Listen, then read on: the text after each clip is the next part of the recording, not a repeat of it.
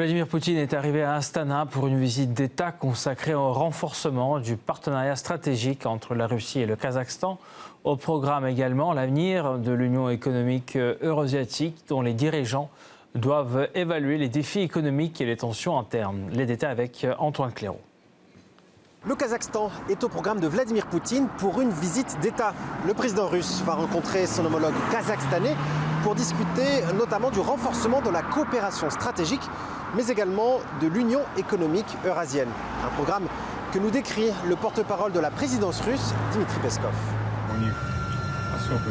Ils ont des relations personnelles particulières qui leur permettent d'aborder de manière très constructive, productive et franche les questions les plus sensibles, qu'il s'agisse des relations bilatérales ou de l'ordre du jour international. Le président a exposé sa vision de cette visite, des relations russo-kazakhes et de notre partenariat particulier dans un article qu'il a lui-même rédigé, publié en 2 langues. D'après ce que nous savons, cet article a déjà retenu l'attention d'Astana. Demain sera la principale journée de cette visite d'État, avec tout le cérémonial prévu. Cérémonie d'accueil, entretien en format restreint puis élargi, ainsi qu'un examen de l'ensemble des projets à l'ordre du jour. Plusieurs présentations vidéo sont également prévues. C'est, disons, une petite nouveauté. Et de fait, Vladimir Poutine a pris la plume pour évoquer les liens entre la Russie et le Kazakhstan, la coopération et leur histoire commune. L'occasion aussi de souligner les excellentes relations qu'entretiennent les 2 présidents. Avec le président Tokayev, nous avons vraiment pu établir des relations d'amitié et de confiance. Nos rencontres et nos discussions se sont toujours déroulées dans une atmosphère propice à des résultats. Nous mettons sans cesse l'accent sur le renforcement de liens mutuellement avantageux dans tous les domaines. Au-delà des relations bilatérales, il sera question de l'Union économique eurasienne, je vous le disais, créée en 2015 et regroupant la Russie, la Biélorussie, le Kazakhstan, l'Arménie et le Kyrgyzstan. Cette organisation avait été initialement conçue comme une espèce de UE de l'Est. Aujourd'hui, cette union de pays arrive à maturité.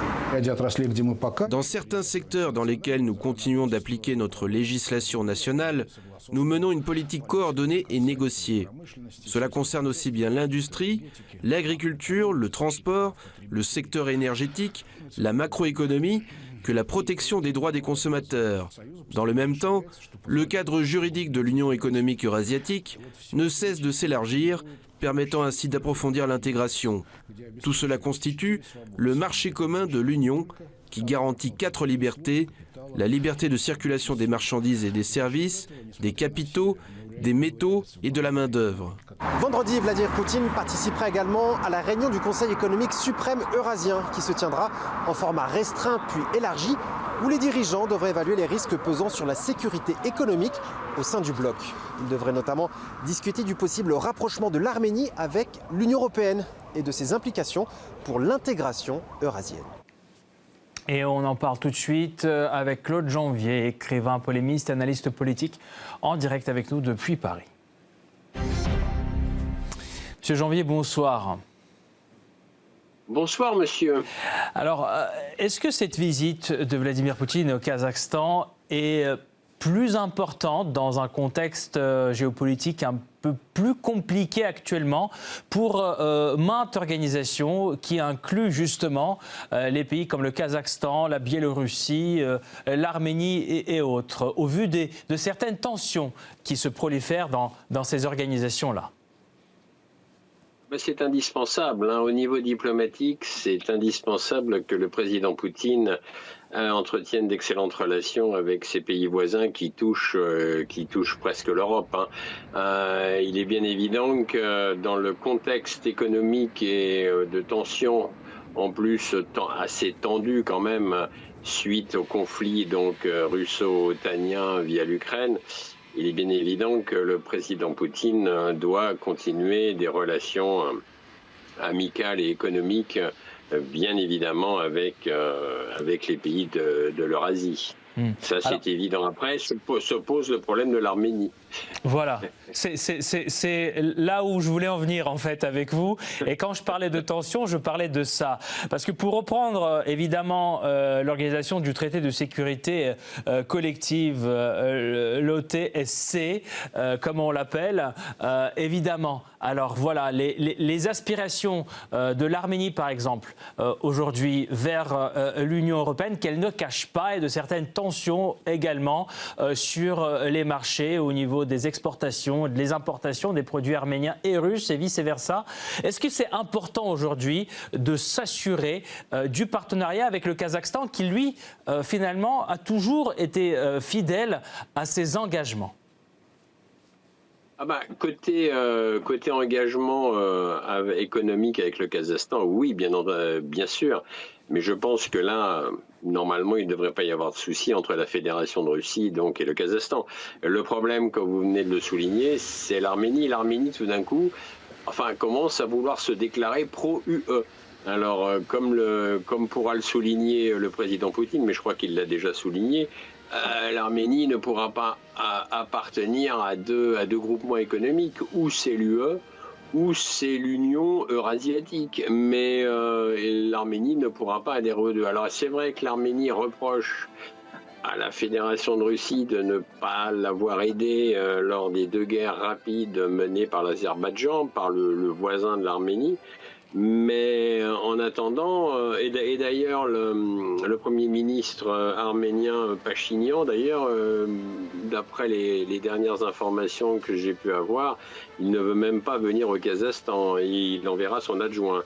Donc on voit bien que ça va être compliqué quand même pour le président Poutine et pour Sergueï Lavrov, parce que la Russie normalement est alliée théoriquement avec l'Arménie et avec l'Azerbaïdjan. Avec l'Azerbaïdjan, ça a soufflé le chaud et le froid. L'Arménie se déclare maintenant pro-UE. Entre parenthèses, d'ailleurs, ils n'ont rien à gagner à rentrer dans l'UE. Enfin ça, le Premier ministre Pachinian a l'air d'en avoir décidé autrement. C'est dommage d'ailleurs, parce qu'ils vont, à mon avis, ils vont le regretter. Donc voilà, c'est compliqué.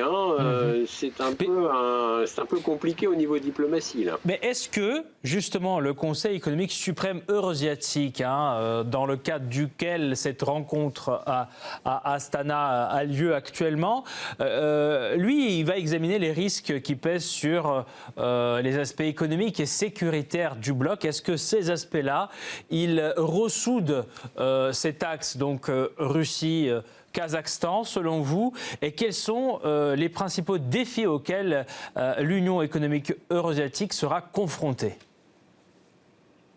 C'est évident que ça va ressouder, de toute façon, ça va pousser à ressouder la coopération économique et industrielle avec le Kazakhstan de la part de la Fédération de Russie, c'est évident. Mais le problème de l'Arménie, avec l'Azerbaïdjan, il va falloir quand même un jour ou l'autre qu'il soit réglé. Je rappelle quand même très vite que l'Azerbaïdjan a une enclave donc dans l'Arménie. Cette petite enclave est azerbaïdjanaise d'ailleurs. Donc il est question aussi du corridor de Zangezur, qui doit longer donc la frontière de l'Iran et de l'Arménie et de l'Azerbaïdjan, et qui doit permettre justement de désenclaver cette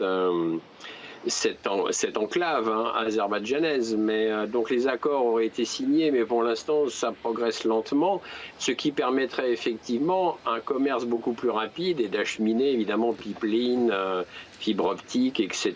par ce corridor qui a été un peu pendant longtemps l'objet de la discorde, puisqu'il n'était pas là, ce corridor, donc et que ça pourrait alimenter après la Turquie qui en serait les premiers bénéficiaires. Mais c'est vrai que ça reste un peu compliqué parce que l'Azerbaïdjan est allié de l'Ukraine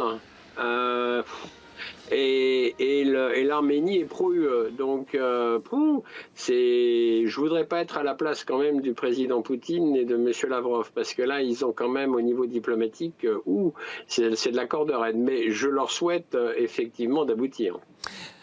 Alors, dernière question, le Kazakhstan, lui, reste donc un des principaux exportateurs des énergies, que ce soit en Asie, autant en Europe. C'est un pays où l'exploitation pétrolière est extrêmement répandue et ça en fait donc une locomotive énergétique mondiale. Est-ce que vous pensez que là-dessus aussi, il y a des partenariats qui peuvent être créés? Il y a des choses à discuter au niveau de l'énergie, de cette question énergétique qui est extrêmement sensible actuellement.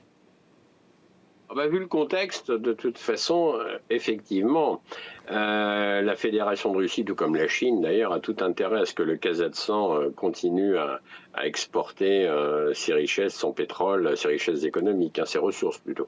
Et bien évidemment, parce qu'en plus avec la tension qui règne de plus en plus dans le détroit d'Ormuz, parce que c'est bien loin d'être réglé, il est bien évident que c'est primordial, quoi. C'est primordial. Donc je pense que la Fédération de Russie en attend beaucoup de ces 3 jours de rencontre avec au Kazakhstan. Et d'ailleurs, le président Poutine est venu avec un cadeau, je crois, des tigres, ou 1 ou 2 ou 3 tigres, je ne sais plus, en cadeau au président donc, du Kazakhstan pour repeupler de tigres, d'une variété de tigres qui aurait disparu au Kazakhstan. Donc je pense que le président Poutine montre là, effectivement, au niveau diplomatique, comme quoi que c'est ouvert, quoi. Voilà. La grande politique est l'affaire de fauve, Claude Janvier. Hein. Merci beaucoup. Merci. C'est pas mal. Merci à vous pour ce décryptage. Merci pour vos réponses et votre analyse donc, de cette visite du président russe au Kazakhstan. Merci encore. Et c'est